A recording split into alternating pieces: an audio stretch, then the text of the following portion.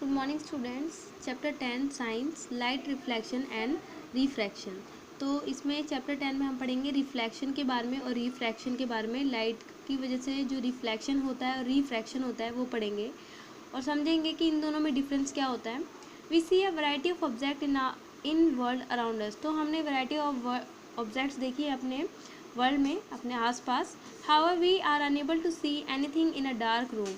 और मतलब कह रहे हैं कि अगर हम डार्क रूम में देखें तो डार्क रूम में हमें कुछ, जैसे अंधेरा पड़ा है किसी रूम में, तो अंधेरा है उसमें, तो हम अगर कुछ देखने की कोशिश करें तो क्या हम देख पाएंगे? नहीं देख पाएंगे।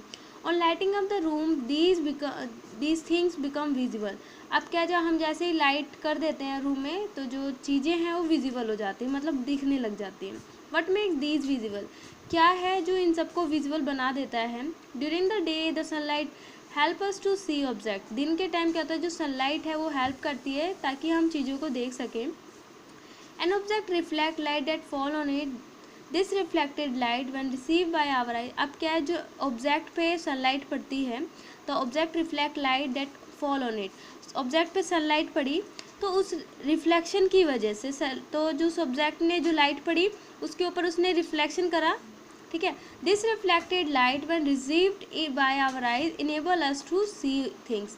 तो क्या, जो ये रिफ्लेक्शन हुआ, ऑब्जेक्ट ने क्या करा, अपना जो लाइट पड़ी उस पर उसने रिफ्लेक्ट करी, तो इस रिफ्लेक्शन की वजह से हमारी आंखें वो जो रिफ्लेक्शन रिसीव करती हैं और जिसकी इस वजह से हम देख पाते हैं।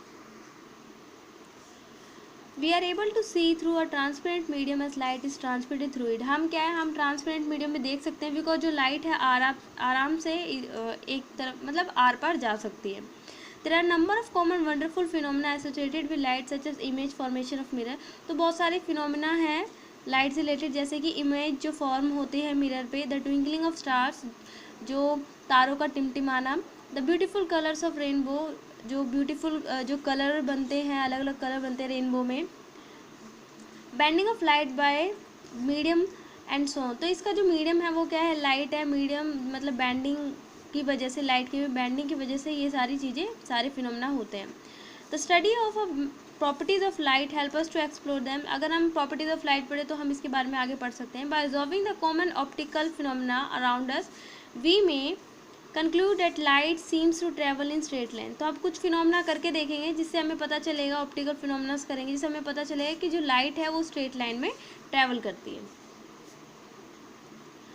The fact that a small source of cast a sharp shadow of an opaque object point to this straight line path of light usually indicates as a ray of light.